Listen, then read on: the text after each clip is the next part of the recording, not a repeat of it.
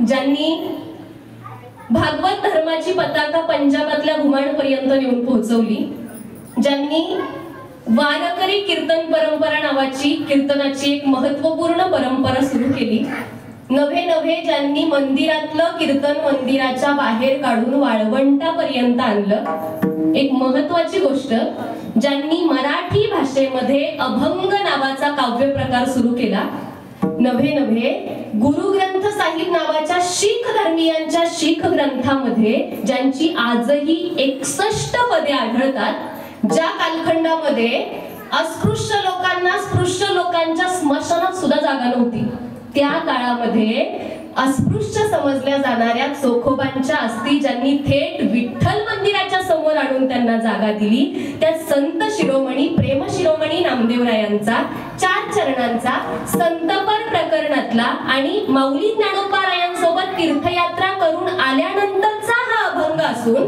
ज्ञानोबारायांकडे बघून संतांच्या आयुष्यात अवतार कार्याचं उद्दिष्ट किती मोठं असू शकतं हे समजल्यावर संतांच्या अवतार कार्याचं उद्दिष्ट स्पष्ट करणारा आणि भगवंतापेक्षा सुद्धा सगळ्यात मोठा अधिकार कोणाचा असतो तर तो अधिकार संतांचा असतो हे सिद्ध करणारा अभंग आहे. विठ्ठला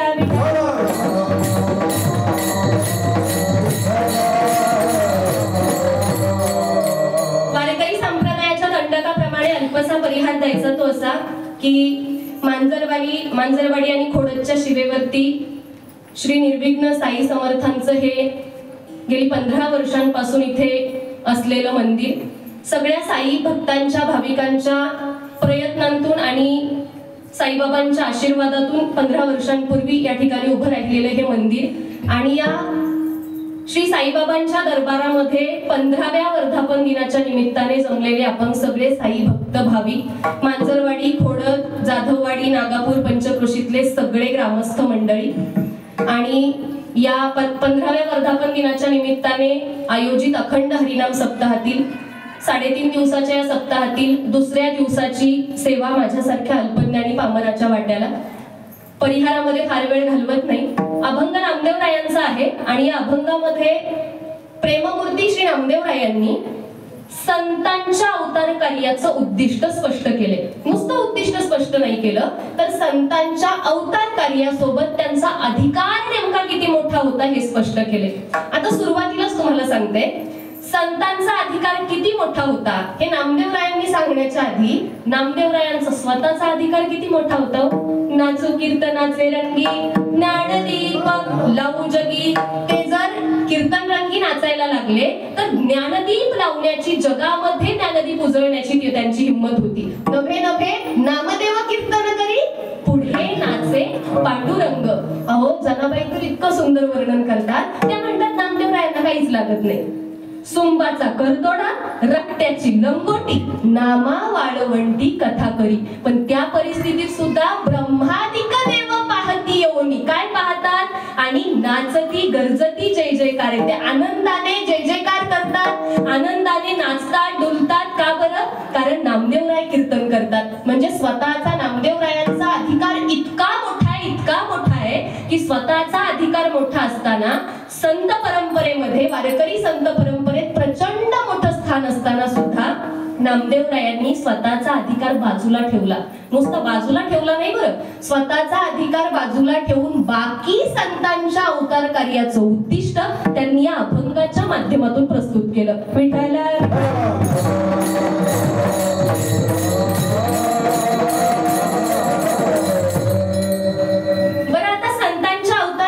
उद्दिष्ट जर स्पष्ट करायचंय तर ते उद्दिष्ट स्पष्ट करण्यासाठी आधी संत समजावे लागतात हो.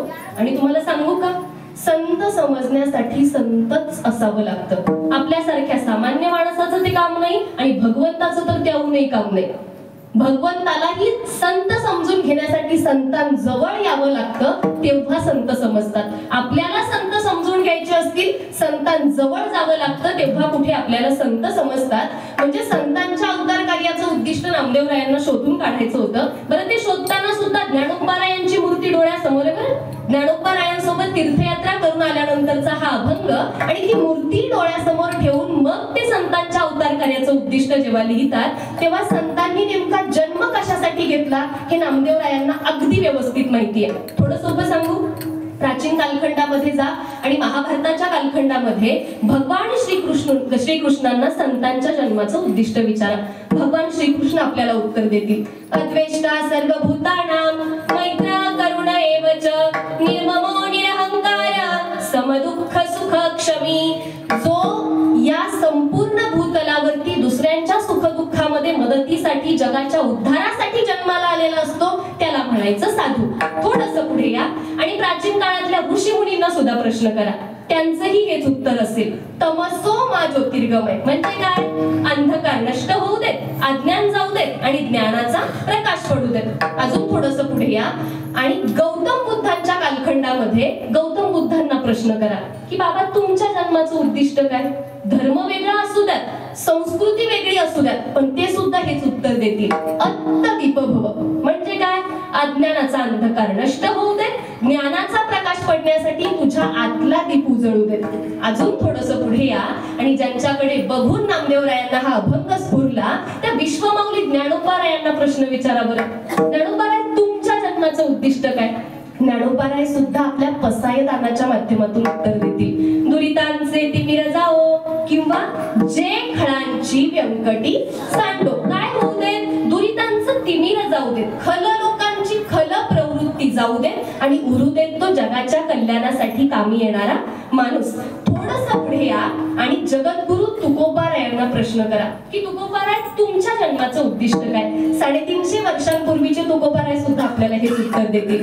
अभंग गाथेच्या माध्यमातून ते सांगतील. उजळावया आलो वाटा खरा खोटा निवाड बुडते हे जन न देखवे डोळा येतो कळवळा म्हणून या जगाच्या कल्याणा संतांच्या विभूती देह कष्टविधी परोपकारे किंवा आम्ही वैकुंठवासी आलो याची कारणासी. त्यांना विचारल्यावर त्यांचे उत्तर काय असेल? अहो आमचा जन्मच जगाच्या उद्धाराकरता झालेला आहे. आम्ही या पृथ्वी तलावरती जन्माला आलो ना तर आमच्या जन्माचं एकमेव उद्दिष्ट होतं की समाजाचं कल्याण करणं, जगाचा उद्धार करणं आणि या जगाच्या उद्धाराकरता आम्ही या ठिकाणी जन्माला आलो. म्हणून या सगळ्या संत मंडळींचं जगाच्या उद्धाराचं जे उद्दिष्ट होतं ते उद्दिष्ट नामदेवरायांना नेमकं सापडलं. तेच उद्दिष्ट त्यांनी या अभंगातून मांडलं. विठाला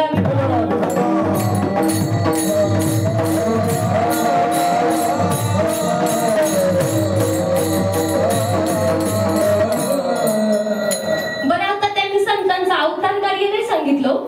त्याच्यासोबत या संतांना कोणत्या तरी मूर्तीची प्रतिमा दिली.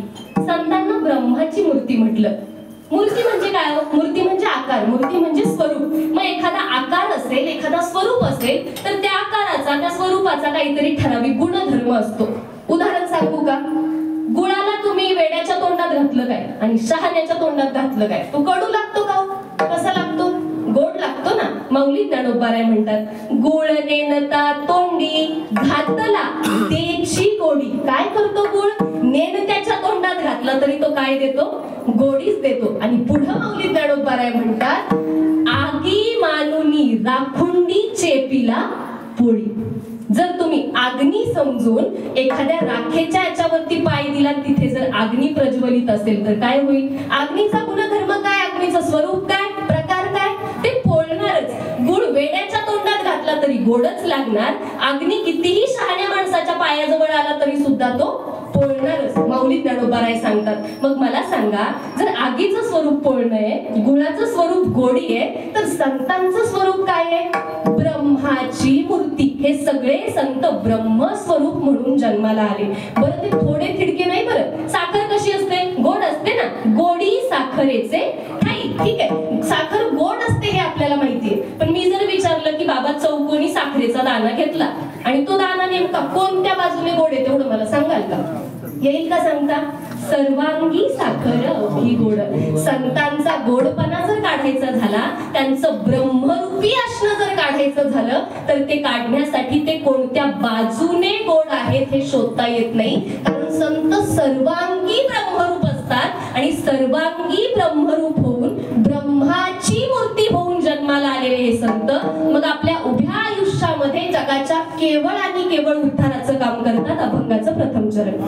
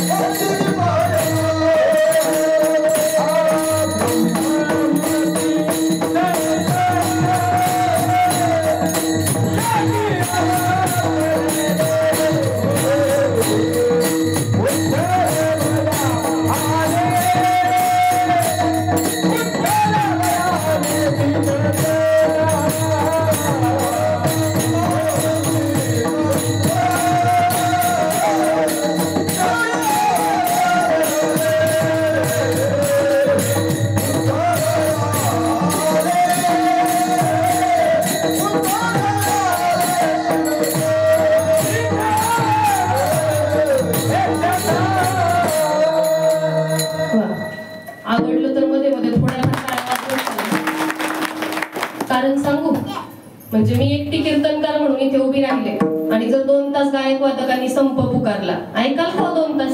नाही ना ऐकणार. ते आहेत म्हणून कीर्तनामध्ये रंग चढतो आणि कीर्तनाला गोडी येते. बरं, तो जो एक एक स्वर गळ्यातून उमटत असतो, इथे पखवाजावर जी एक एक थाप पडत असते, त्याच्यासाठी एकेका तपाची साधनं असते. त्यामुळे आवडलं तर बिनधास्त टाळ्या वाजवा. माझ्या एकाही मुद्द्याला नाही वाजवल्या तरी चालेल, पण गायक वादकांसाठी वाजवायचं. विठाला विठाला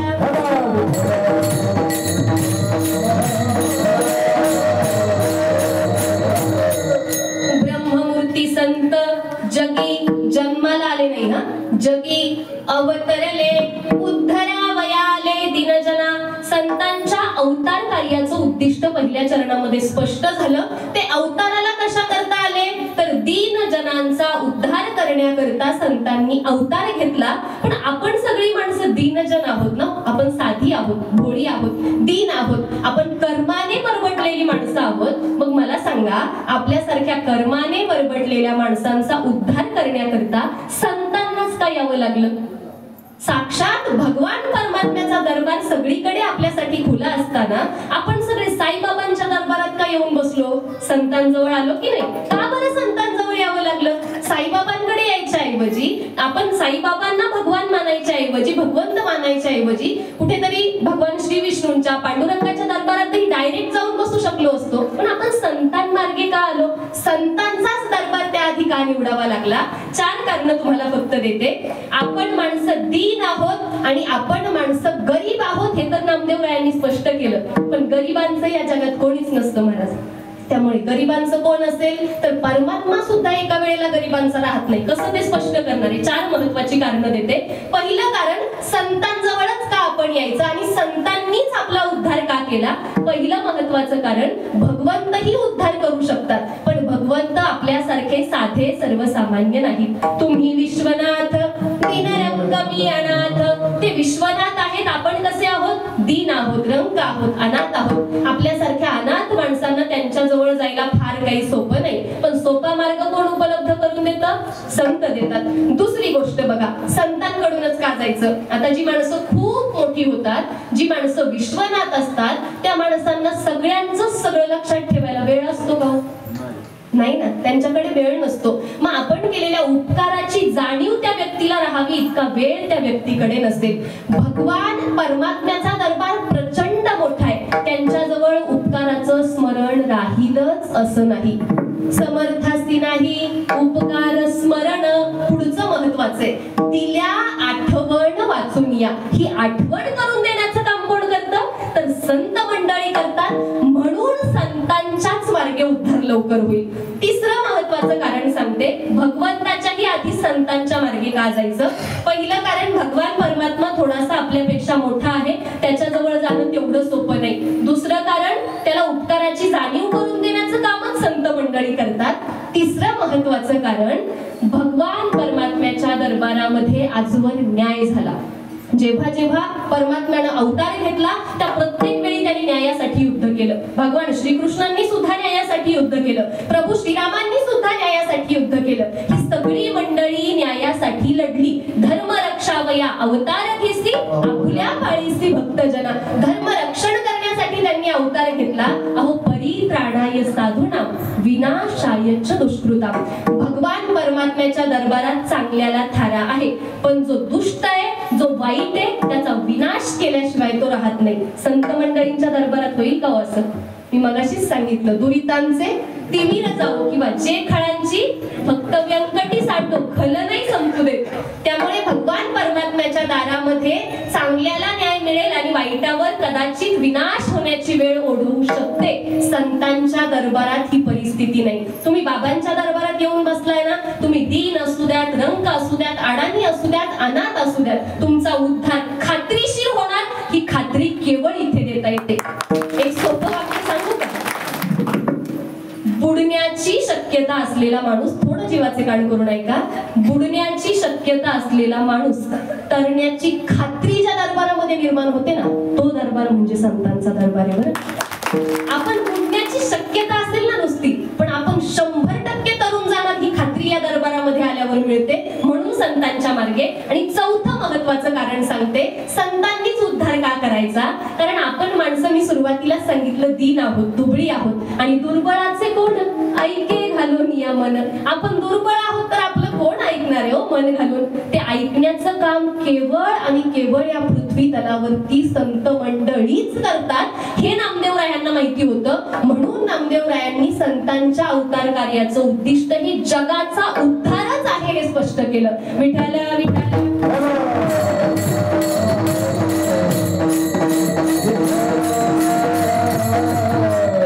आता अजून सोपं सांगते थोडं. संतांनीच उद्धार का करायचा? कारण ज्या परमात्म्यापर्यंत जायचंय ना, तो परमात्मा स्वतः संतांच्या पायाजवळ येऊन बसला. तुम्ही म्हणाल तरी कसं बरं? तुम्हाला सांगते. तो सगळ्यांचे टाळेल. तुम्ही पायलक्ष्मीच्या हाती म्हटलात ना, तो तिचंही टाळेल. तुम्ही गरुडाच्या पायावरती वेळोवेळी डोकं ठेवलं, तो त्याचंही टाळेल. तुम्ही तुका म्हणे शेषा जरी म्हटलात तरी सुद्धा तो टाळेल एक वेळ. पण भक्तांचं, संतांचं टाळण्याची हिंमत भगवंतामध्ये नाही. प्रमाण त्यांच्या बोला देव भक्तांचा अंकिला. तो भक्तांचा अंकिला आहे, त्यामुळे त्यांचा प्रत्येक शब्द त्याच्यासाठी काय होतो? प्रमाण होतो. पहिलं कारण. आता जो भगवंत संतांच्या पायाजवळ का आला, त्याचं एक छोटंसं महत्वाचं कारण तुम्हाला सांगते. मला सांगा, फार पूर्वीच्या प्राचीन काळापासून भगवान परमात्मा आपल्यासाठी सगुण रूपामध्ये अस्तित्वात होता का? नाही ना. तो निर्गुण होता, निराकार होता.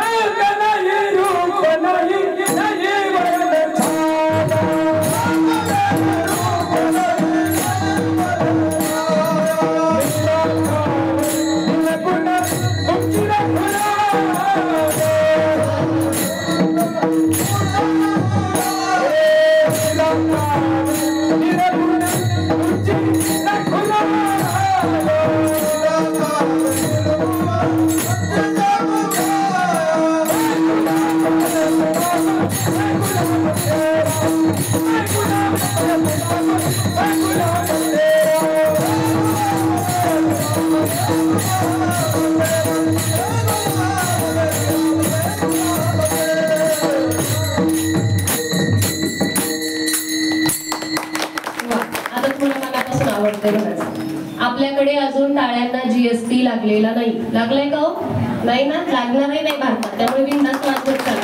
स्वतःच्या आरोग्यासाठी तरी वाजवा. त्याला रंग नाही, त्याला रूप नाही. तो कसा होता? निर्गुण होता, निराकार होता. पण तो संतांच्या पायाजवळ का आला सांगू? कारण या संत महात्म्यांनी त्या निर्गुण निराकाराला, ज्याला नाम नव्हतं, रंग नव्हता, रूप नव्हतं, आकार नव्हता, त्या निर्गुण निराकाराला नाम, रूप, गुण, आकार असं सगळं दिलं.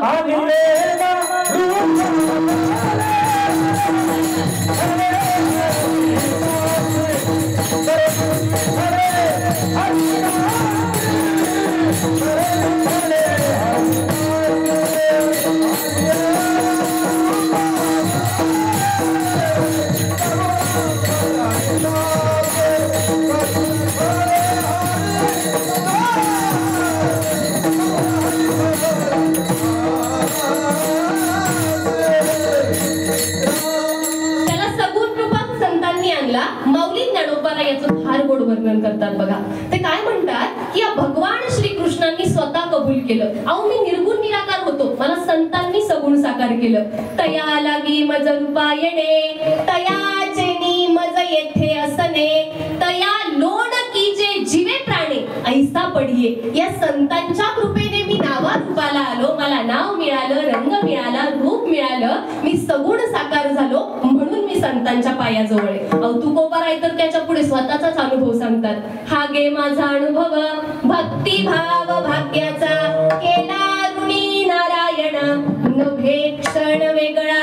तुकोबा रायांचा स्वतःचाच अनुभव आहे. ते काय म्हणतात, माझाच अनुभव घे बाबा की मी साक्षात नारायणाला सुद्धा स्वतःचा ऋणी केलं. पण कसं केलं, आमच्या जगाच्या उद्धाराच्या एकमेव उद्दिष्टाने आम्ही जो भक्ती मार्ग, नाम मार्ग स्वीकारला, त्या मार्गामुळे आम्ही साक्षात भगवंताला स्वतःचं ऋणी करून घेतलं. आणि अजून एक महत्वाची गोष्ट सांगू का याच्यामध्ये, ब्रह्मादिकांनी ज्या संतांच्या पायाजवळ यावं, साक्षात भगवंतांना ज्यांच्या पायाजवळ यावं, ते संत लहान असतील का? बरं आता तुम्ही आम्ही जर संतांच्या पायाजवळ गेलो तर त्यात विशेष नाही ना काही, आपण कर्मानं बरबटलेली माणसं, आपण त्यांच्या जवळ गेलो तर काहीतरी न्याय मागायला, बाबा आयुष्यात चांगलं होऊ दे असं मागायलाच जाणार. आपण कधीही त्यांच्या समोर गेलं की हातच पसरतो. बाबांजवळ आल्यावर आता कीर्तन झाल्यावर नाहीच काही मागितलं तर किमान सुखी ठेव एवढं तरी मागाल की नाही, आपण काहीतरी मागतोच तिथं गेल्यावर. पण संतांच्या पायाजवळ आपण जाणं विशेष नाही, संतांच्या पायाजवळ भगवंतानं येणं विशेष काय. तुम्हाला एक छोटंसं उदाहरण सांगते फक्त. एका कलाकाराला असा प्रश्न विचारला की तुझं मरण कशात आहे. कलाकाराला विचारलं, बरं गायकाला विचारलं की तुझं मरण कशात आहे. त्या गायकानं दिलेलं उत्तर थोडं जीवाचे कान करून ऐका. तो गायक असं म्हणाला की माझ्या समोर 50 जाणकार लोक बसलेत आणि त्या जाणकार लोकांमध्ये मी एक सुंदर चाल गायली आणि ती चाल गाताना मी ज्या क्षणी समेवर येईल त्या क्षणी समेवर आल्यावर जर समोरच्या जाणकारांच्या तोंडातून वा असं बाहेर पडलं नाही तर ते माझं पहिलं मरण. आणि माझं दुसरं मरण आहे, मी जर ती चाल गातोय आणि समोर एकही जाणकार नाही आणि त्यांना वाटतंय तेव्हा ते मध्ये मध्ये वा करताय, तेव्हा ते माझं दुसरं मरण आहे. बरं मला काय सांगायचंय सांगू, मध्ये मध्ये वा करणाऱ्यांनी गायकाला फरक पडत नाही, पण समोरच्या जाणकारातल्या एकानं मध्ये दाद देऊ द्या, त्याच्या उभ्या आयुष्याच्या गाण्याचं सार्थक होतं. संतांच्या आयुष्यात आपल्यासारख्या सामान्यांनी पायाशी जाऊन उपयोग नाही. अहो त्यांच्या आयुष्यात साक्षात भगवंत जेव्हा त्यांच्या पायाजवळ येईल ना, त्यांचं उभं आयुष्य ब्रह्ममूर्ती झाल्याशिवाय राहत नाही. म्हणून ते ब्रह्मादिक संतांच्या पायावर येतात. अभंगाचं दुसरं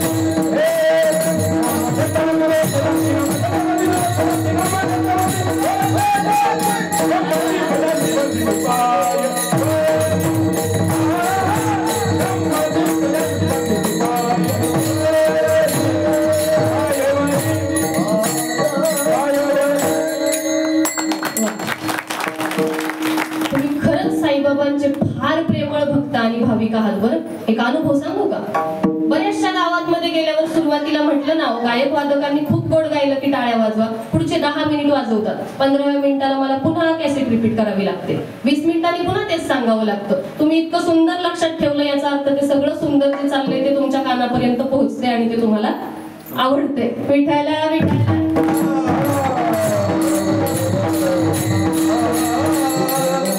ब्रह्मादिक ज्यांची किंवा ब्रह्मादिक त्यांचे वंदिती पायवणी, नाम घेता वदनी किंवा नाम घे वदनी दोष जाती. आता वेगवेगळ्या गाथांमध्ये थोडेसे पाठभेद आढळतात, त्यामुळे तुमच्या पाठाप्रमाणे म्हणा, काही हरकत नाही. नाम मुखामध्ये जेव्हा घेऊ तेव्हा दोष जातील, कारण ब्रह्मादिकांनी ज्यांच्या पायावरती लोटांगण घातलं, ब्रह्मादिकांनी ज्यांचे वंदन केलं, ते कोण आहेत? ते संत आहेत. तुम्हाला सांगू का, या संतांच्या पायावरती लोटांगण साक्षात भगवंतानं घालावं, आपल्यासारख्या सामान्य माणसाने तर संतांसमोर काय केलं पाहिजे? हजारदा नतमस्तक झालं तरी सुद्धा आपलं आयुष्य कमी पडेल. तुम्ही आज बाबांच्या दरबारात आलात ना, वर्षभर रोज येऊन दर्शन घेतलं, उभं आयुष्य दर्शन घेण्यात गेलं, पूजा करण्यात गेलं तरी सुद्धा कमीच पडेल बरं. कारण इथे येऊन 100दा लोटांगण घातलं तरी सुद्धा आपल्या आयुष्याचं सार्थक करून घेण्यासाठी ते कमीच पडेल. म्हणून ब्रह्मादिकांनी या संतांच्या पायावरती लोटांगण घातलं. ब्रह्मादिकांनी घातलं ते ठीक आहे, तुम्ही म्हणाल ताई थोडं आमच्यातलं सांगा. आमच्यासाठी फायद्याचं काय? आम्ही लोटांगण का घालायचं? आम्ही संतांच्या पायावरती का जायचं? आम्ही तर साधी संसारिक माणसं आहे. पण इथं साधी आणि संसारिकच्या मध्ये सगळ्यात मोठी गोम आहे बघा.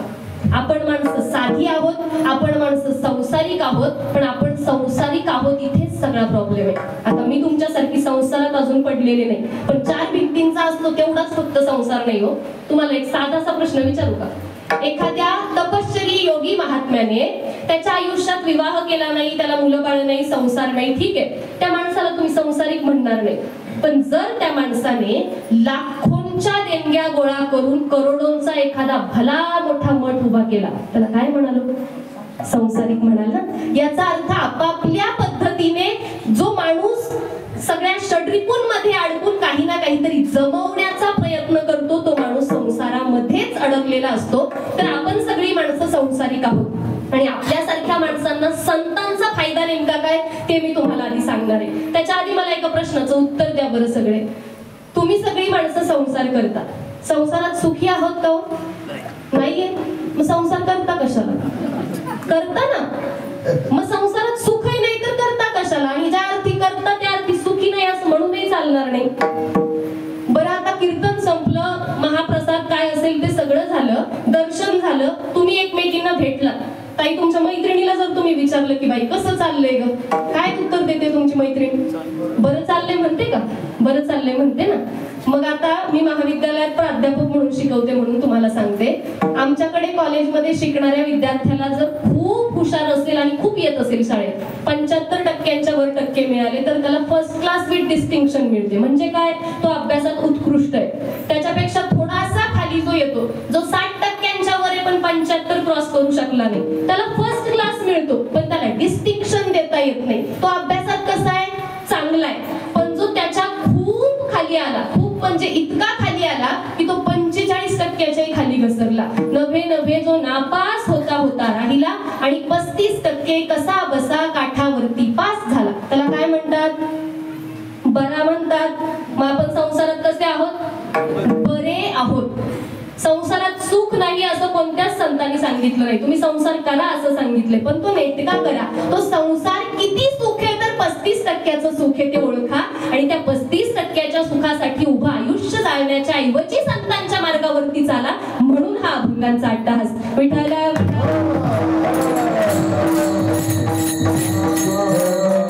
तुम्ही म्हणाल ताई तुमचं वय किती, आमचं किती, तुम्ही आम्हाला संसार करावा की करू नये असं सांगू नका. मी माझ्या मनाने काहीच सांगणार नाही. माऊली ज्ञानोबाराय यांचे शब्द तुम्हाला सांगते. ज्ञानोबाराय सांगतात, तेणे भूते भांबावली म्हणून संसाराची आडवा माझी पडी. इथपर्यंत ठीक आहे. ज्ञानोबाराय पुढेही म्हणतात, मृत्यू लोकी सुखाची कहाणी ऐकी जेल कवनाची श्रवणी. या मृत्यू लोकात सुखाची कहाणी ऐकली का कोणाच्या तोंडातून? नाही ऐकली ना. पुढे नाथबाबा सुद्धा म्हणतात, प्रपंची जरी सुख जोडे तरी का सेविसी गिरीकडे, राज्य टाकून गेले थोडे ते काय वेडे म्हणावे. अहो, प्रपंचात जर सुख असलं असतं तर कोणी एकेकाळी तपश्चर्या करण्यासाठी जे साधू महात्मे गिरी पर्वताकडे निघून गेले ते काय वेडे होते का? याचा अर्थ संसारात तितकंसं सुख आपल्याला शोधूनही सापडणार नाही. हा संसार कसा आहे? येथे अवघे वाया गेले दिसती सायाचे. तुकोबाराय म्हणतात, तुका म्हणे नाश दिसे झाल्या वेचाचा. पण जर परमार्थात आलात ना, बाबांच्या दरबारात आलात ना, येथे थोडेनी पुरे गोड बहुत मनीचे. संसार आणि परमार्थाची तुलना जर तुम्ही करायला घेतली तर ज्या संसारात उभ्या आयुष्यात सुख शोधूनही सापडणार नाही, त्या संसारात सुख शोधत बसू नका हे सांगणारे संत आहेत. आणि तो संसार करता करता आयुष्याचं सोनं करून घ्यायचं असेल ना, तर ते करून घेण्यासाठी भक्तीचा नामाचा सगळ्यात सोपा मार्ग दाखवणारे सुद्धा संतच आहेत. विठ्ठल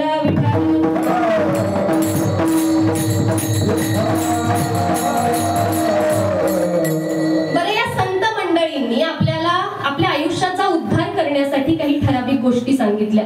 त्यातला पहिला महत्वाचा मुद्दा होता की संतांनी भक्ती आणि नामाचा मार्ग दिला. तुम्ही म्हणाल नाही तोच मार्ग का बरं? म्हणजे साईबाबांच्या पालखी सोबत तुम्ही शिर्डीपर्यंत दरवर्षी मार्गशीर्षामध्ये जाता, तेव्हा जाताना साईबाबांचं नामच का घेत जाता? रस्त्यात कुठे बसून जप तप यज्ञ या कर्मकांड यातलं का काही करत नाही? नामच का घ्यायचं? भक्तीचाच मार्ग का बरं? हा जो भक्ती यज्ञ नामयज्ञ सुरू आहे त्या सगळ्याच्या पाठीमागचं कारण नेमकं काय आहे? संतांनी ते कारण उलगडून सांगितलं. एक छोटासा दृष्टांत देते बघा. एक पारधी समाजातला माणूस शिकारीसाठी निघाला. पारधी आहे, शिकारीला निघालाय. आता शिकारीला निघालाय म्हटल्यावर त्याची सगळी हत्यारं तो सोबत घेणार. फासे, वाघूर, कुऱ्हाडी असं सगळं सोबत घेतलं. ती कुऱ्हाड घेऊन, फासे घेऊन, वाघूर घेऊन तो निघाला शिकारीला गेला. आणि शिकारीला गेल्यानंतर तो त्याच्या भक्ष्याच्या शोधामध्ये बसलाय. सगळी हत्यार एकसाथ फेकून मारेल का? नाही ना. तुकोबाराय म्हणतात, मनाने सांगणार नाही. तुका म्हणे फासे वाघुरा कुऱ्हाडी प्रसंगी ते काढी पारधी. तो पारधी काय करतो? शिकारीला जातो, पण तिथे गेल्यानंतर सगळी हत्यारं एकसाथ वापरत नाही. तो काय करतो? त्यातलं जे हत्यार ज्या वेळी त्याला गरजेचं वाटतं त्याच वेळी तो बाहेर काढतो आणि नेमकं त्यावेळी ते हत्यार वापरतो. संत महात्म्यांना माहितीये कलियुगात बाकी कुठलंच हत्यार चालण्यासारखं नाही. काय चालेल? तेने नारायण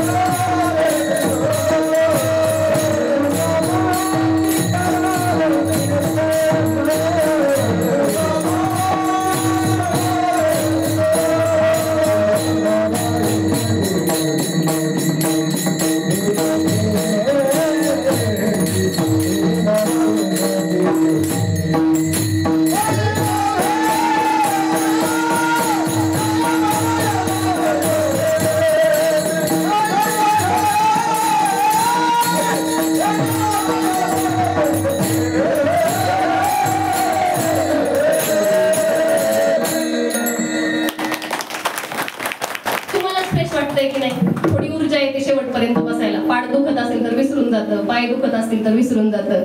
कलियुगा माझी करावे कीर्तन तेणे नारायण देईल भेटी. हा कीर्तनाचा जो मार्ग आहे तो नामस्मरणाकडून जातो. हा बरं, हे नामस्मरण सहज आलेलं नाही बरं. तुम्ही म्हणाल साईबाबांचं नामच का घ्यायचं दरबारात आल्यावर?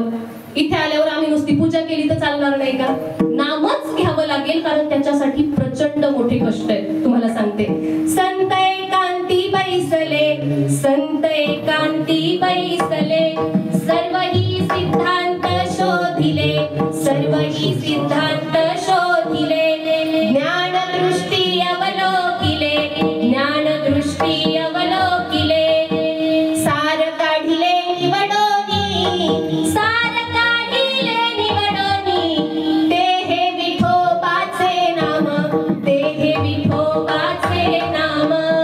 संत एकांतात बसले. इको थोडा कमी दादा. सगळे सिद्धांत शोधून काढले आणि याचं सार निघालं. काय सार निघालं? ते हे विठोबाचे नाम, किंवा ते हे श्रीहरीचे नाम, ते हे श्रीहरीचे नाम. हे नाम संतांनी सगळ्या संकटांवरचा औषध म्हणून, पर्याय म्हणून शोधून काढलं. म्हणून याच नामाचा मार्ग आयुष्याचा उद्धार करण्यासाठी संतांनी आपल्याला सांगितला. विठ्ठल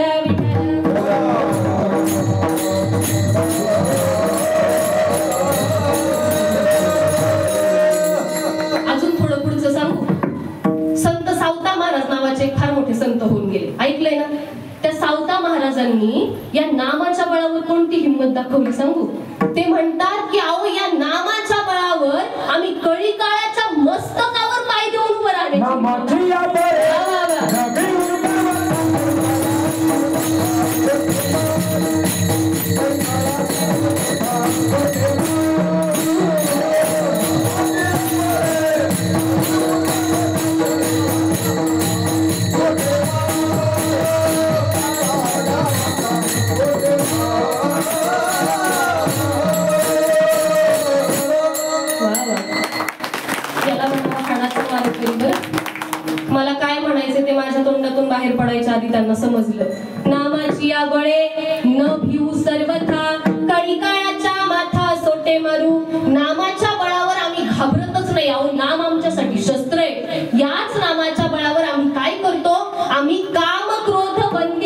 तुका म्हणे दिले दोन्ही, इंद्रियांचे स्वामी आम्ही झालो गोसावी. या नामाच्या बळावर आम्ही सगळे षड्रिपू सोडून दिले हो.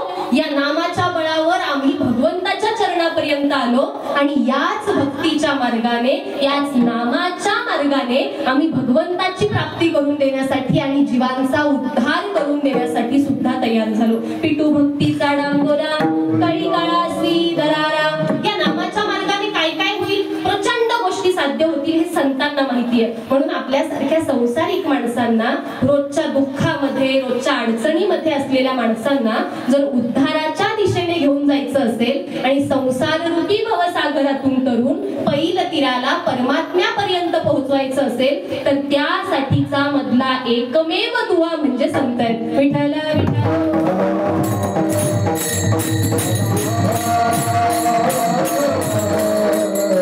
बरं, या संतांनी फक्त आपल्यासारख्या चांगलं वागणाऱ्या माणसांचाच उद्धार केला असं नाही. बरं, आता थोडक्यात सांगते, नामावर बोलण्याची आजची वेळ नाही. काल ताईंनी नामपर तुम्हाला सांगितलं असेल, थोडक्यात अगदी सांगते. या संतांनी आपल्यासारख्या चांगल्या माणसांचाच फक्त उद्धार नाही केला. मी चांगली का म्हणते, कारण आपली कर्म वाईट नाही येतो. आपण कोणाचं वाईट व्हावं असा विचार नाही करत, संसार जरी करत असलो तरी. त्यामुळे आपल्यासारख्या माणसांचाच फक्त उद्धार नाही केला.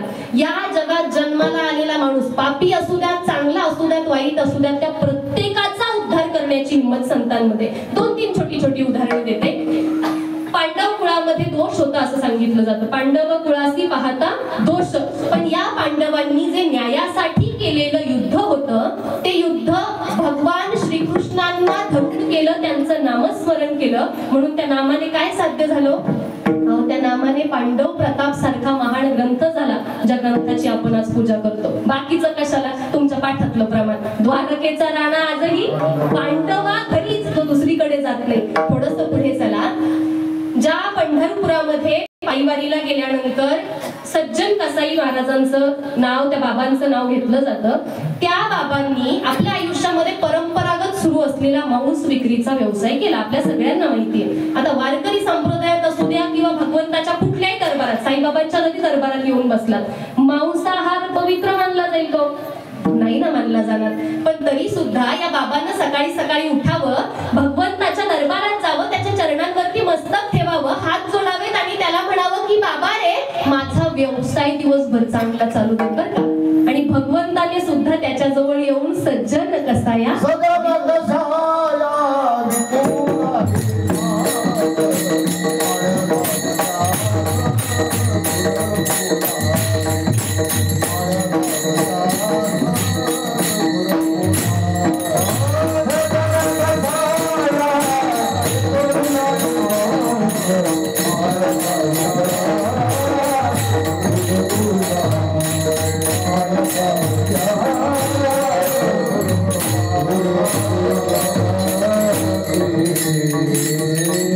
सज्जन कसाया विकुला के मांस किंवा मांस चर्महार देवावघीच गोड. इथे काय आहे, इथं काहीही जरी केलं ना तुम्ही तरी सुद्धा ते काय होऊन जाईल, गोडच होऊन जाणार आहे. म्हणून भगवंताच्या नामाला धरून करण्याचा मार्ग संतांनी दिला. अजून काय केलं संतांनी, थोडस पुढे या. मला सांगा बरं, आजवर तुमच्या आयुष्यात तुम्ही ऐकलंय का, आता आपल्या पट्ट्यामध्ये जरा चोऱ्या जास्त होतात ना, होतात ना सध्या. चोरी करणाऱ्या चोरट्यांनी खूप चांगलं केलं, शॉर्टकट शोधला पैसे कमावण्याचा, असं म्हणाल का? नाही म्हणणार ना, कारण चोरी करणं पाप मानलं जातं, ते पातक आहे ना. मग गोपाळांनी भगवान श्रीकृष्णांसोबत गोकुळामध्ये नेमकं काय केलं होतं मला सांगा? चोऱ्या केल्या ना बरोबरी. पण तुम्हाला सांगू का, अहो त्या चोऱ्या इतक्या पवित्र झाल्या की आता हा अखंड हरिनाम सप्ताह आहे, याच्या काल्याच्या दिवशी त्या चोऱ्या सांगितल्याशिवाय काल्याचं कीर्तन पूर्ण होईल का? भगवंताला धरून केलं, नामाने केलं म्हणून ते किती पवित्र झालं. तर आज अखंड हरिनाम सप्ताह त्याशिवाय पूर्ण होत नाही. अजून थोडस पुढे चला. मला सांगा, वेश्या व्यवसाय पवित्र मानला जातो का? नारदाच्या गादीवर उभी राहून बोलती, जबाबदारीपूर्वक बोले ना, माझे शब्द नाहीत, माऊली ज्ञानोबारायांचे शब्द आहेत. ज्ञानोबाराय म्हणतात, एका वेश्येनं पोपट पाळला, आयुष्यभर वेश्या व्यवसाय केल्यामुळे एकही माणूस तिच्या जवळ राहिला नाही, नातलग नाही, कुटुंबीय नाही, कोणी नाही, एकटी पडली म्हणून पोपट पाळला. त्या पोपटाचं नाव ठेवलं राघू. त्याला राघू राघू राघू राघू करत करत आयुष्याचा शेवट जवळ आला आणि शेवटच्या क्षणी राघू राघू म्हणता म्हणता श्वास घशामध्ये अडकला आणि चुकून तिच्याही नकळत राघूचा राघव झाला. ज्ञानोबाराय म्हणतात, एका कवळासाठी गणिका वैसविली वैकुंठी, किंवा अंतकाळी ज्याच्या नाम आले मुखा तुका म्हणे सुखा पार नाही. अंतकाळात नाम मुखात आलं. अजून पुढे चला, व्याभिचार करणाऱ्या स्त्रीला पवित्र म्हणतील का आपल्याकडे? मग गवळणींनी गोकुळात काय केलं होतं? लग्न झालेल्या होत्या ना, कोणाच्या नादामध्ये वेड्या झाल्या? भगवान श्रीकृष्णांच्या. याचा अर्थ व्याभिचार केला. गवळणी करीती देवास्ती व्याभिचार, सांडोनी आचार भ्रष्ट होती. पण पुढचं महत्वाचं आहे. पुढचं काय? पण तयासी जे दिधले ते कवणासी नाही. जे गवळणींना मिळालं ते कोणाला नाही. काय मिळालं? तुकोबाराय म्हणतात की तुका म्हणे धन्य त्यांचा व्याभिचार, साधिले अपार निज सुख. अहो, जगातलं कुठलंही कर्म जर पवित्र होत असेल तर आपण किती साधी सामान्य माणसे, आपण वाईट कर्म करतो का? नाही करत. त्यामुळे आपलं प्रत्येक कर्म पूर्ण होणार आहे. थोडं पुढे चला, तुकोबारायांच्या काळात मंबाजीबुवा गोसावी नावाचे महात्मे होऊन गेले. त्या काळातले महात्मे म्हणूयात आपण, ज्यांनी तुकोबारायांना त्रास दिलेला तुम्हाला सगळ्यांना माहिती आहे. पण त्या मंबाजीबुवांना तुकोबारायांनी कधी उलटून बोललेलं आठवतंय का? त्यांच्या विरोधात कधी कटकारस्थान केलेले आठवतात का? नाही ना, काही बोलले नाही. उलट या नामाच्या आणि भक्तीच्या मार्गाने त्या माणसाचं मत परिवर्तन करण्याची ताकद कोणामध्ये होती? तुकोबारायांमध्ये होती.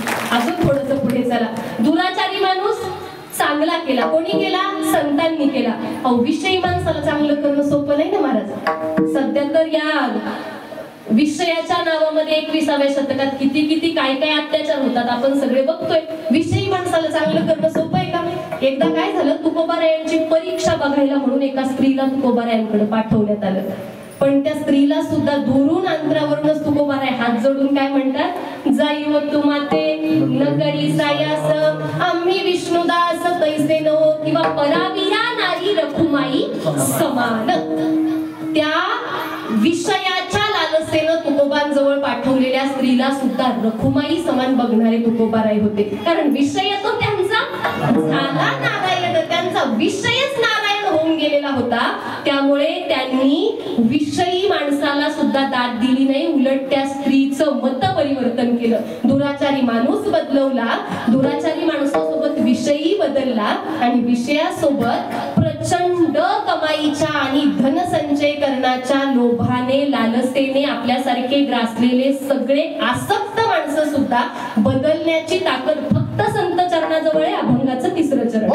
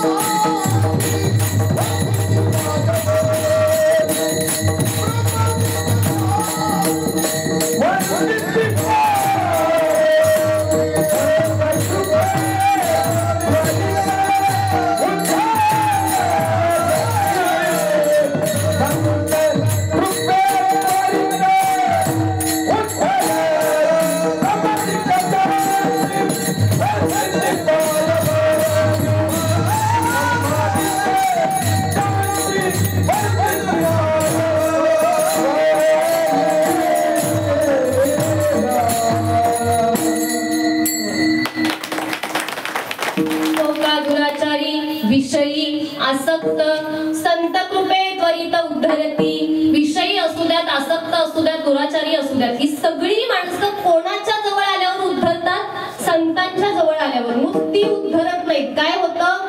त्वरित उद्धरती. इथे आलं की त्वरित उद्धार होतो. चरणांचा मार्गच असा आहे की इथे आल्यानंतर माणसाला आयुष्यात काहीच कमी पडत नाही.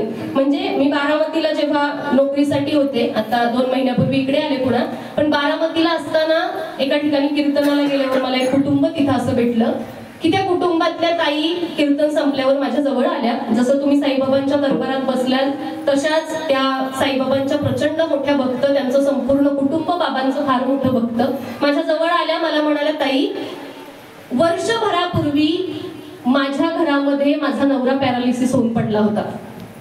माझ्या लेकराला अचानक अपघात झाला आणि अचानक हॉस्पिटलला न्यावं लागलं. मी एकटी पळणारी, नवरा घरामध्ये आजारी आहे, पोरग हॉस्पिटलमध्ये बेडवरती पडलंय, मी एकटी दोघांकडे पळापळ करतेय. ताई 1 महिना पायाला पानं बांधली होती. फक्त त्या पूर्ण महिनाभराच्या काळामध्ये ना मुखातलं साईबाबांचं नाव तेवढं कमी होऊ दिलं नाही. ताई, महिनाभरामध्ये संकट निघून गेलो.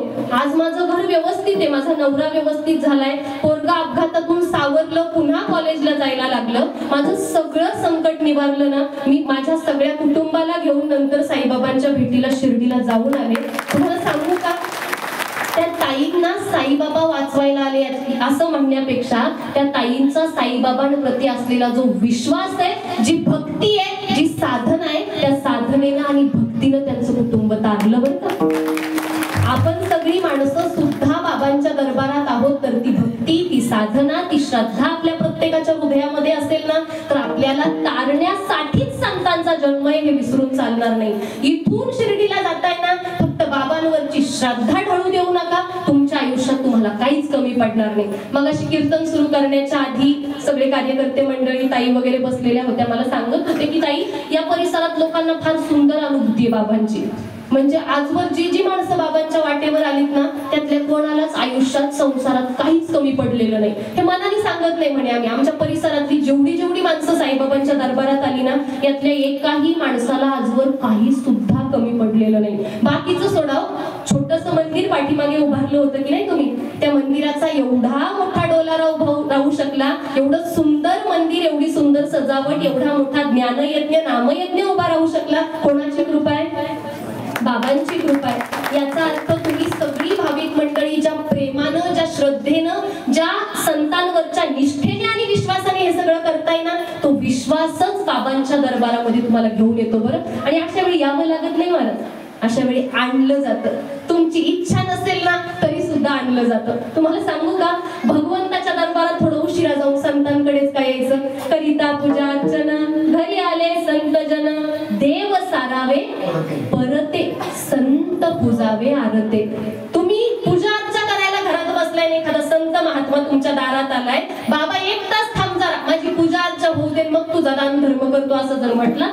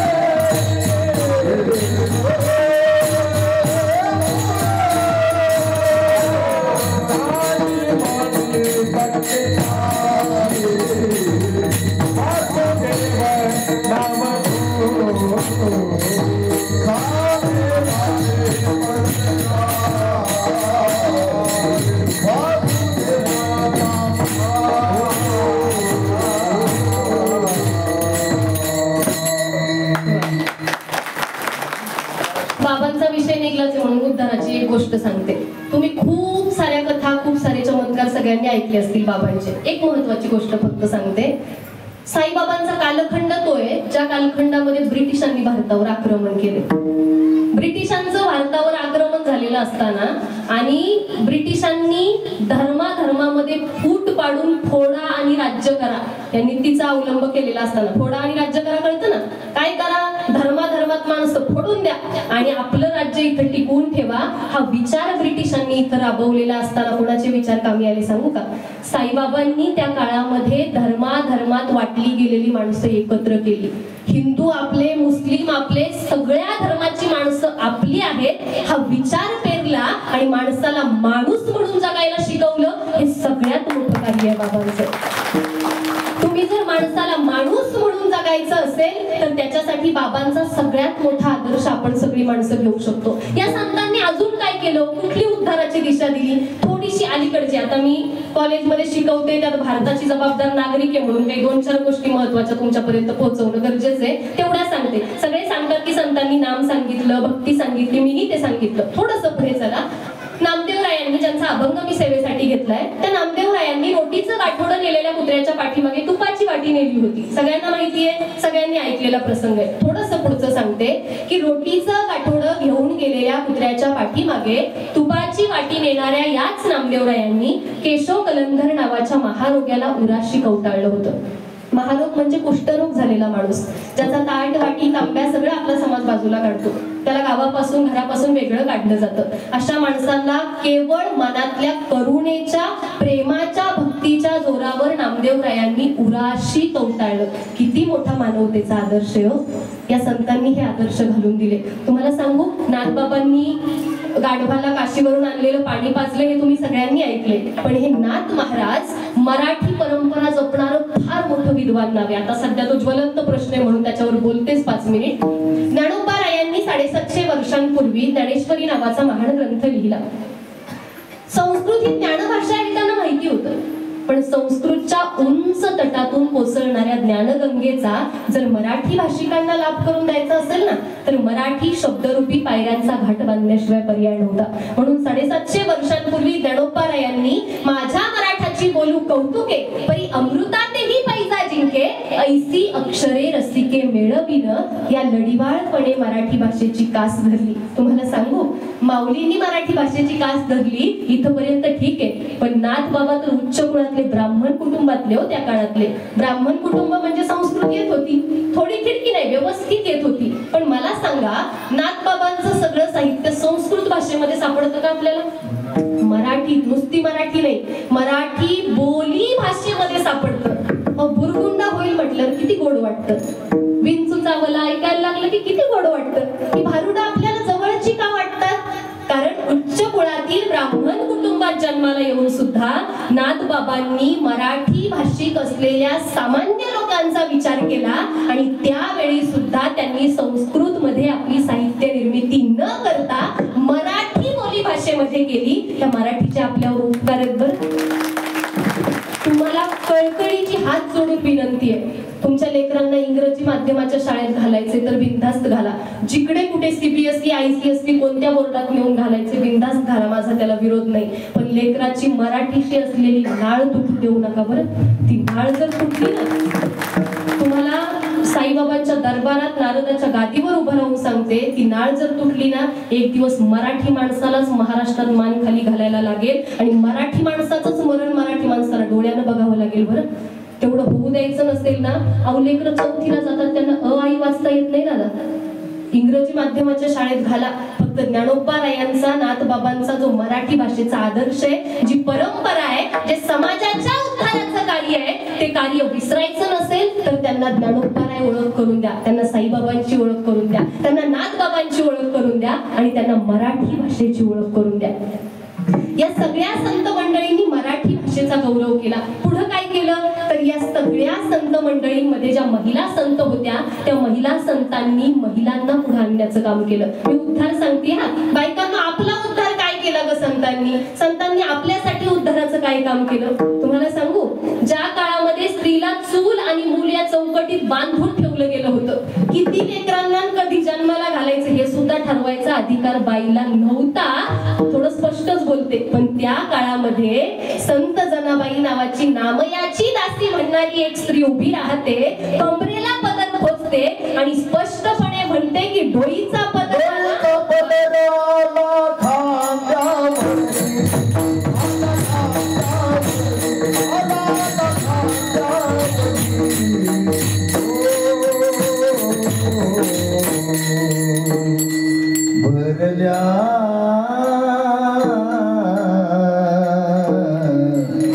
बाजार झाली न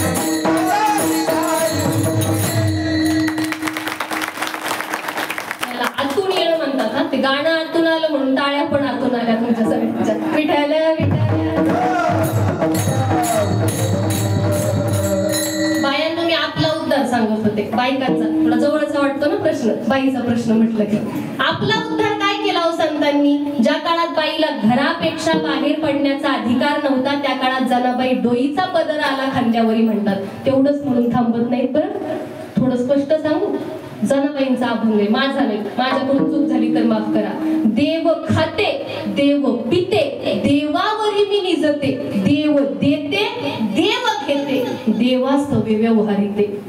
अहो साक्षात पांडुरंगानं ज्यांची बेनी फणी करावी, ज्यांना दळण कांडण करू लागावं, नव्हे नव्हे त्या पांडुरंगाला अरे अरे विठ्या मूळ मायेच्या कारट्या असं म्हणून त्यांना शिव्या देण्याची ताकद सुद्धा जिच्यामध्ये होती ना, ती जनाबाईवर.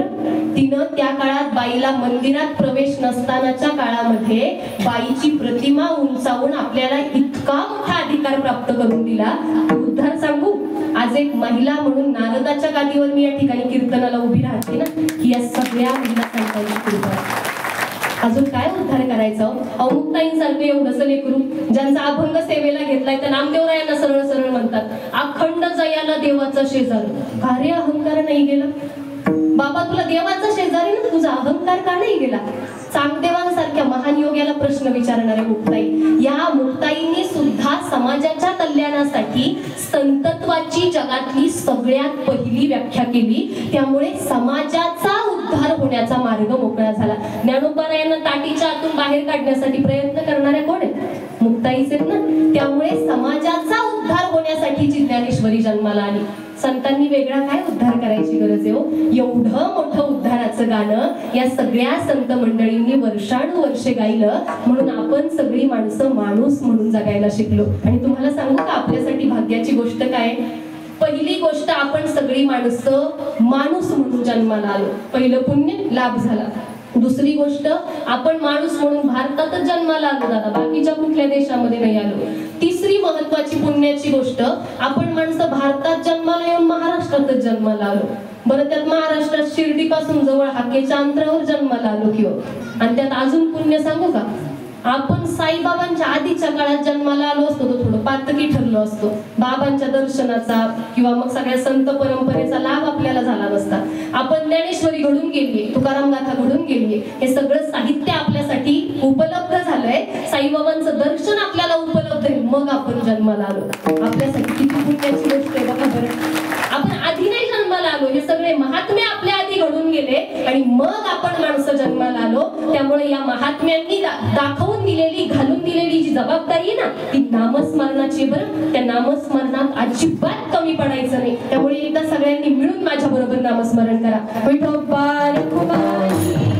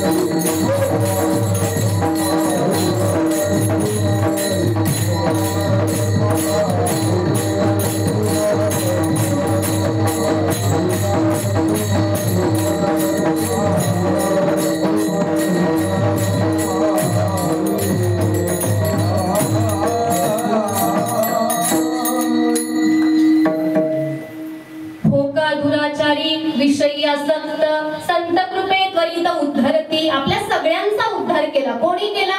संतांनी केला. का केला? कारण त्यांचा जन्मच कशासाठी होता?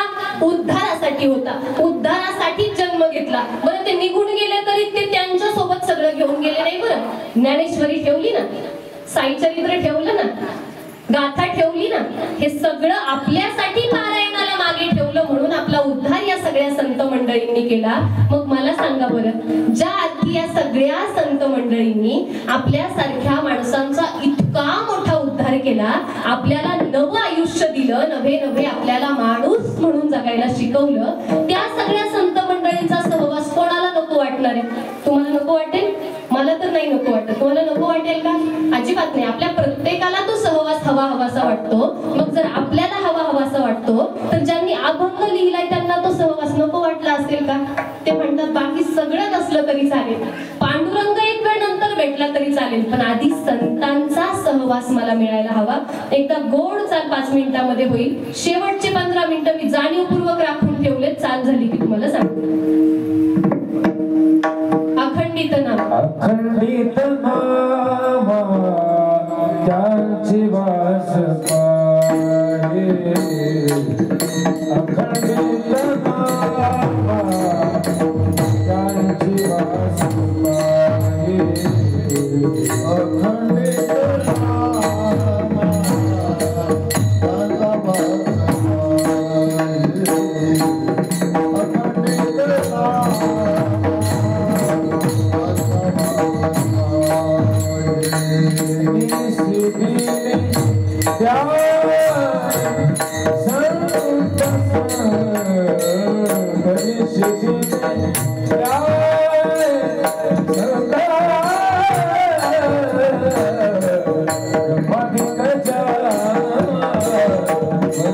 वास पाहे, अखंडित नाम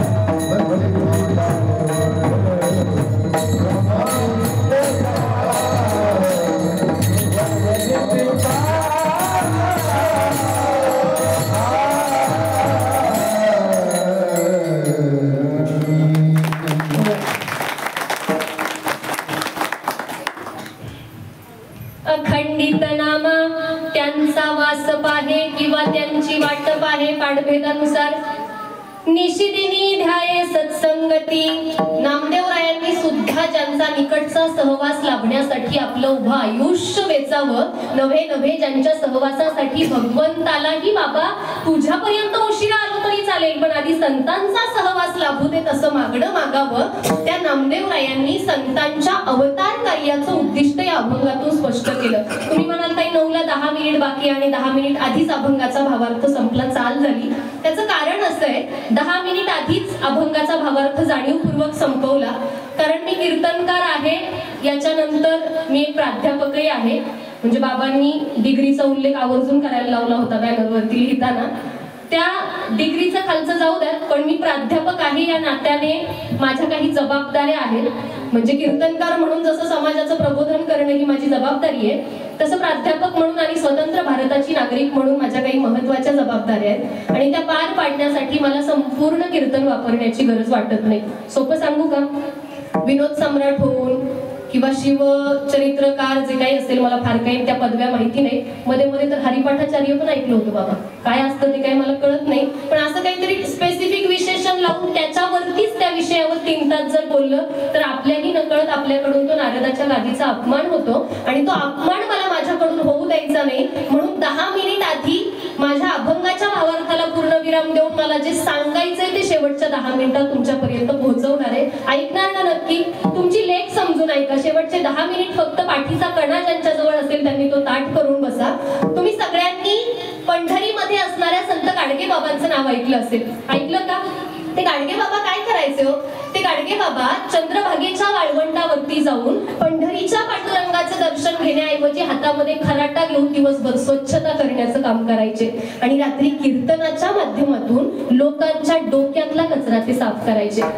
बाबांचं उदाहरण का देतेय? कारण बाबा अडाणी होते, शिकलेले नव्हते, विचारांनी विद्वान होते पण शिक्षणाने अडाणी होते. त्यामुळे त्यांच्या या अडाणीपणामुळं कधी कधी तुकोबारायांची काही प्रमाणं त्यांच्या मुखातून चुकीची उच्चारली जायची. आता अडाणीपणे साध्या भोळ्या भाषेमध्ये ते कधी कधी चुकीचं उच्चारायचे, पण तत्कालीन लोक त्या काळातली जी सुशिक्षित उच्च शिक्षित उच्च वर्गातली माणसं होती ती माणसं बाबांना नावं ठेवायची. महाराज गाडगे बाबांना म्हणायची की बाबा ही तुकोबांची प्रमाणं चुकीची आहेत, त्यांच्या पाठीमागे कुटाळक्या करायची. मला तुम्हाला सांगायचंय काय? मला सांगा, ज्या काळात गाडगे बाबांनी कीर्तनाच्या माध्यमातून लोकांचं प्रबोधन केलं, ज्या काळात तुकोबांची प्रमाणं थोडी चुकीची उच्चारून का होईना पण लोकांच्या डोक्यातला कचरा साफ केला, त्या काळातल्या गाडगे बाबांना नावं ठेवणाऱ्या लोकांना समाजाने ध्यानात ठेवलं की गाडगे बाबांना ध्यानात ठेवलं? आजही ज्यांनी नावं ठेवली त्या माणसांना काळानं गिळून टाकलं बरं. पण गाडगे बाबांना आज काय, पुढच्या शेकडो पिढ्या गेल्या तरी सुद्धा हा समाज विसरणार नाही. आपण ज्या साईबाबांच्या दरबारात बसलोय ना, बाबांनी धर्माधर्मातली तेढ मिटवून माणसाला माणूस बनवण्याचं जे कार्य केलंय ना, पुढच्या शेकडो पिढ्या गेल्या तरी सुद्धा साईबाबांना विसरू शकणार नाहीत बरं. तुम्हाला सांगू का, या गाडगे बाबांचा आदर्श घेऊन आपण माणसांनी ज्या कुठल्या क्षेत्रात आहोत ना, त्या क्षेत्रात छान चांगल्या माणसांच्या वाईट काळामध्ये त्यांच्यासाठी काहीतरी चांगलं करण्याचा प्रयत्न करायला हवा. चिमणी असते बघा, एवढीशी चिमणी असते, ती काय करते? जंगलाला आग लागलेली असताना तिच्या चोचीभर पाण्याने ती आग विझवण्याचा प्रयत्न करते. सगळे जंगलातले पशुपक्षी पळून चालले, ती बिचारी एकटी चिमणी चोचीभर पाण्याने आग विझवतीये. सगळे चाललेले पशुपक्षी तिला म्हणतात, अगं ताई, तुझ्या चोचीभर पाण्याने ती आग विझणार आहे का? त्यापेक्षा स्वतःचा जीव वाचव, चल आमच्या बरोबर. ती चिवताई काय उत्तर देते सांगू? आपल्यातल्या प्रत्येकासाठी फार समर्पक उत्तर आहे. ती चिवताई म्हणते की दादा, मला माहितीये माझ्या या चोचीभर पाण्याने ही आग अजिबात विझणार नाही, पण मला हे सुद्धा माहितीये की भविष्यात एक ना एक दिवस या जंगलाचा इतिहास लिहिला जाईल आणि ज्यावेळी या जंगलाच्या आगीचा इतिहास लिहिला जाईल ना, त्यावेळी माझं नाव आग लावणाऱ्यांच्या नाही तर आग विझवणाऱ्यांच्या यादीमध्ये आलेलं असेल. कुठल्या का क्षेत्रामध्ये तुम्ही असेल ना, पण त्या क्षेत्रामध्ये आपण लोकांच्या वाईटासाठी नाही तर चांगल्यासाठी कामी आलोय म्हणून जर भविष्यात आपलं नाव घेतलं गेलं ना, माझ्या संपूर्ण कीर्तनाचं आणि ह्या उभ्या अखंड हरिनाम सप्ताहाचं सार्थक झालं. महाराज महिला मंडळी, तुमच्यासाठी तर विशेष सांगणे माझं, तुमच्या लेकीला लक्ष्मीचं रूप अजिबात बनवू नका. पूर्वीचा काळ होता की बाईला लक्ष्मी बनवायचे ना, कारण बाईला लक्ष्मीचं रूप असावं असं म्हणायचे. माझं तुम्हाला या व्यासपीठावरून सांगणं आहे, तुमच्या लेकीला एक वेळ लक्ष्मी नाही बनवता आलं तरी सुद्धा चालेल. कारण सांगते आधी आणि मग माझा मुद्दा सांगते. वारीच्या वाटेवरती आता पंढरपूरची आषाढीची जी वारी गेली होती त्या वारीच्या वाटेवर तुमच्यातल्या किती लोकांनी पाहिलं मला माहित नाही. आपल्याकडे अँड्रॉइड फोन आहेत त्यामुळे बातम्या येतात त्याच्यावरती किंवा टीव्हीला पण ती बातमी होती. वारीच्या वाटेवर जाणारं एक कुटुंब दौंड जवळ चहा पाणी घेण्यासाठी म्हणून थांबलं. पंढरीच्या पांडुरंगाला भेटायला ते निघाले. गाडीतून उतरून चहा घ्यायला थांबलेत. ताई 2 चोरट्यांनी येऊन त्यांच्या डोळ्यात मिरचीची पूड फेकली. ती फेकली. अंगावरचं सगळं सोनं लुटलं. लुटू द्यात हो, सोनं पुन्हा कमवता येईल. पण त्यांच्या सोबत असलेल्या अल्पवयीन लेकीवरती अत्याचार केला महाराज. मला सांगा बरं, पंढरीच्या पांडुरंगाकडे निघालेल्या कुटुंबाला जर माणसं सोडत नसतील, आपल्या आया बहिणींपर्यंत यायला वेळ लागेल का? लेकीला लक्ष्मीचं रूप नाही बनवता आलं तर बनवू नका, पण तिला दुर्गेचं रूप बनवायला मात्र विसरू नका बरं. कारण काय आहे, मदतीसाठी ओरडूच नका. मदतीला कोणीच येणार नाही.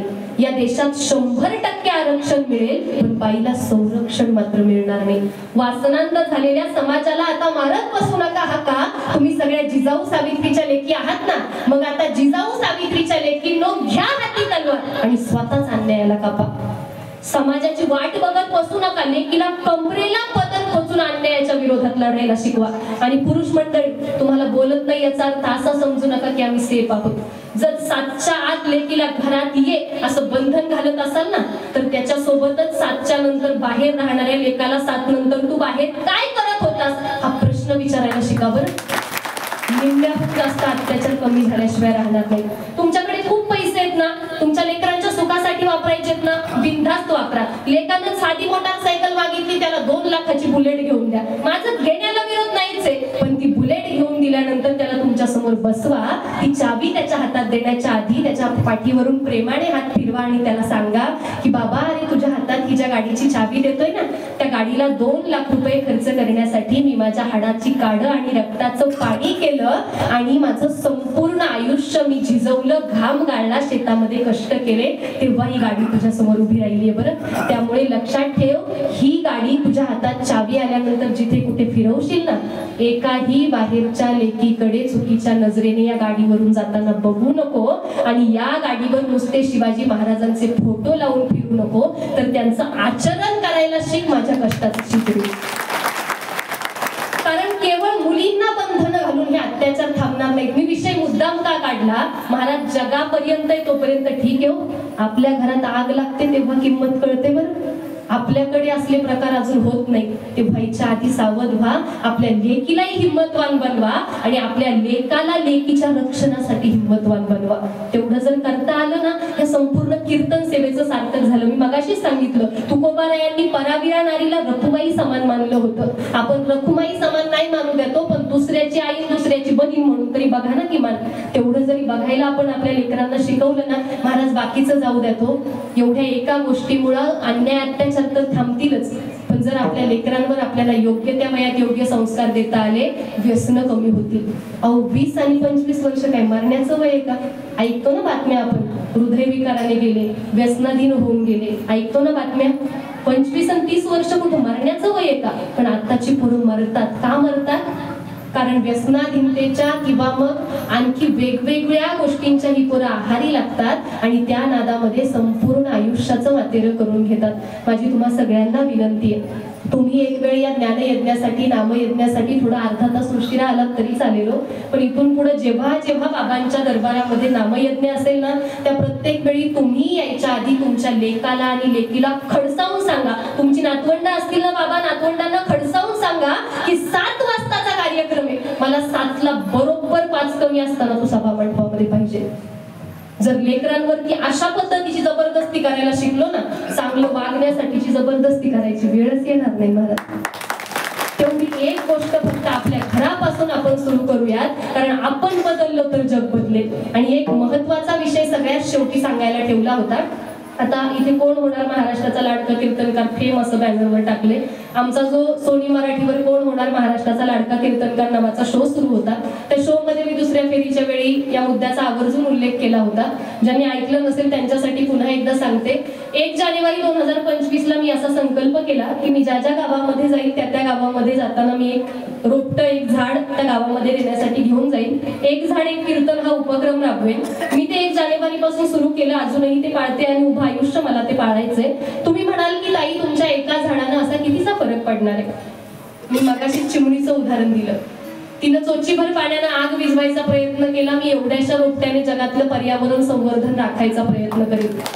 माझ्या त्या एवढ्याशा रोपट्याने फार फरक नाही पडू द्यात, पण बाबा मला सांगा, माझ्या त्या एवढ्याशा रोपट्याने माझ्याकडून आदर्श घेऊन समोर बसलेल्या सगळ्या लोकांनी नाही, पण किमान 5 लोकांनी जरी घरी जाऊन एक लावलं ना, तरी सुद्धा मला उभं आयुष्य कीर्तन करायची.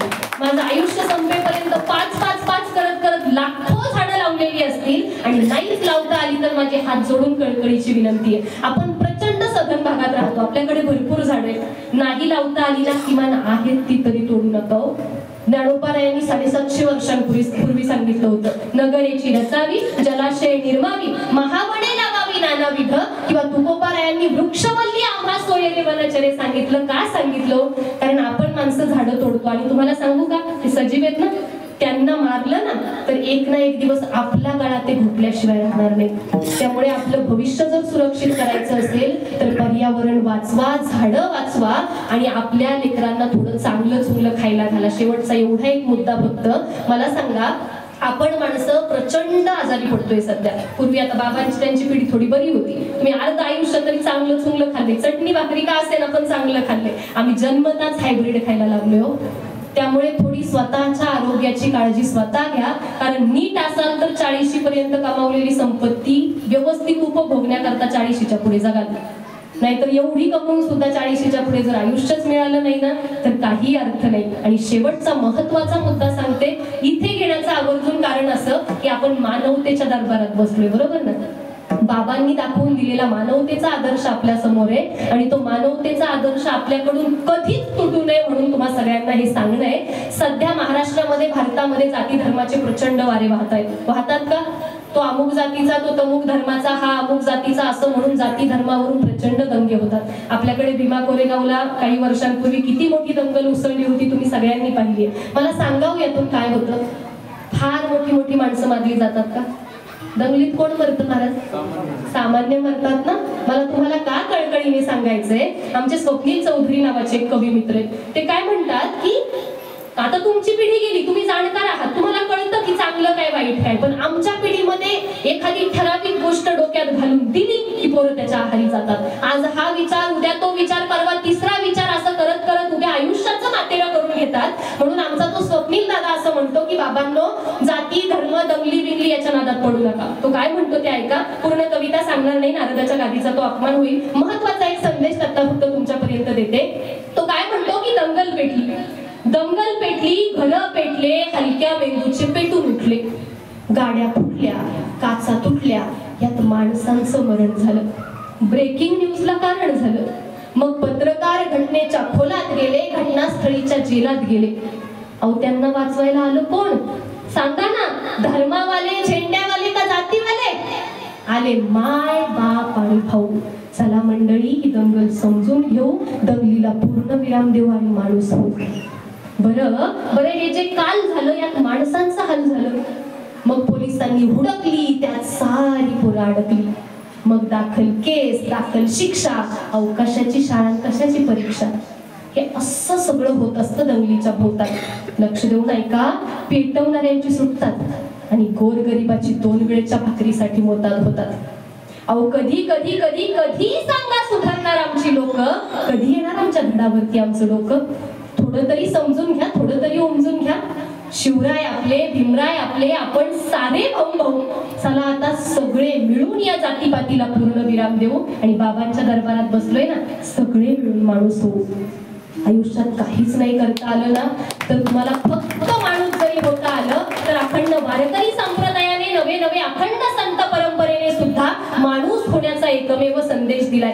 स्वतःसाठी देवाकडे मागताना नक्की मागा, पण माझं चांगलं होतंय असं मागताना बाबा शेजारच्याच वाटोळ होऊ देऊ नकोस, त्यालाही त्याच्या घरच्यांपुरतं व्यवस्थित दे. एवढं जर मागता आलं तर आजच्या कीर्तन सेवेचं सार झालं. मला जेवढं तुमच्यापर्यंत पोहोचवायचं होतं तेवढं माझ्या वाणीतून तुमच्यापर्यंत पोहोचवलं. अभंगाचा सार तुमच्यापर्यंत सांगताना मला माऊली ज्ञानोबारायांच्या तुकोबा तुकोबारायांच्या बाबांच्या दरबारात आहे. साईबाबांच्या कृपेने जेवढं काही स्फुरलं तेवढं तुमच्यापर्यंत पोहोचवण्याचा प्रयत्न केला. जे काही चांगलं असेल ती तुमची लेख म्हणून तुमच्यापर्यंत घ्या. एक प्राध्यापक म्हणून माझ्या वाणीतून काहीही चुकीचं जाऊ नये याची काळजी मी घेतच असते, पण तरी सुद्धा बोलण्याच्या ओघात एखादं अक्षर कुठेतरी चुकीचं गेलं असेल, माझ्या वाणीचा दोष समजून मला परत करा. तुम्ही सगळ्यांनी इतक्या प्रेमानं मला इथं बोलवलं. समस्त मांजरवाडी, खोडद, जाधववाडी समस्त ग्रामस्थांचे मनापासून खूप आभार. बाबा इथं बसलेत, बाबांसमोर मी काय बोलावं, म्हणजे मला खरं तर दडपण होतं बरं. इतर वेळी इतरांसमोर कीर्तन करताना काही वाटत नाही, पण श्रेष्ठ मंडळी कोणीतरी आजूबाजूला जर असतील ना तर त्या दडपणात आपल्याला टेन्शन येतं बोलायचं. त्या टेन्शनामध्ये हे आजचं कीर्तन केलं. बाबांमुळे इथे येण्याचा योग, बाबांच्या ऋणात राहणं पसंत करेन. गायन वादनासाठी आमचे गौतम दादा आहेत, नेहमीच फार सुंदर साथ करतात. संजय महाराज चौधरी आहेत, बाबा माफ करत, किरण महाराज आहेत, इकडे आमचे अक्षय दादा आहेत. सगळी मंडळी इतकी सुंदर साथ करणारी आहेत. टाळकरी मंडळींनी एवढी साथ केली. ती 4 लेकरं तिथं उभी आहेत, त्यांच्यासाठी आवर्जून टाळ्या वाजवा. तुम्हाला का ते पण सांगते, यापुढेही कीर्तनकार होतील की नाही मला माहित नाही, चांगला टाळ वाजवतील की नाही माहित नाही, गायक वादक होतील की नाही मला खरंच माहित नाही, पण त्या इथं उभ्या राहिल्यात ना, त्यांच्या आयुष्यात त्या कधी चुकीचं पाऊल उचलणार नाहीत याची खात्री मात्र मी इथं उभी राहते. त्यामुळे या सगळ्या मंडळींसाठी विनेकरी ताई आहेत, माईकची इतकी सुंदर व्यवस्था करून दिली. सगळ्यांचे मनापासून आभार मानते. बाबांच्या दरबारात एकदा बसलोय, त्यामुळे बाबांच्या सुद्धा पायावरती नतमस्तक होते आणि झालेली सेवा श्री निर्विघ्न साई समर्थांच्या चरणाशी समर्पित करून सेवेला विराम. ज्ञानेश्वर